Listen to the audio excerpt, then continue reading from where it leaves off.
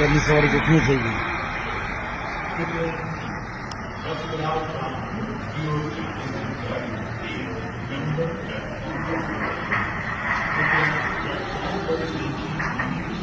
पूरे air India AI-171 Boeing ವಿಮಾನ ಪತನ.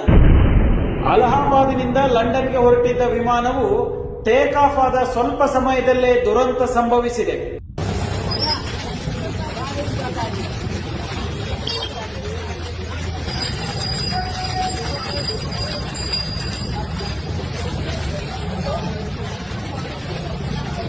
ಇನ್ನೂರ 42 ಪ್ರಯಾಣಿಕರು, 12 ಸಿಬ್ಬಂದಿಗಳು, ಇದರಲ್ಲಿ 199 ಜನ ಭಾರತೀಯ ಪ್ರಯಾಣಿಕರು, 43 ವಿದೇಶಿ ಪ್ರಯಾಣಿಕರು ಇದ್ದರು ಎನ್ನುವ ಮಾಹಿತಿ ಇದೆ. पूरा इसके ऊपर ऐसे ही गिर गया है, बता दें।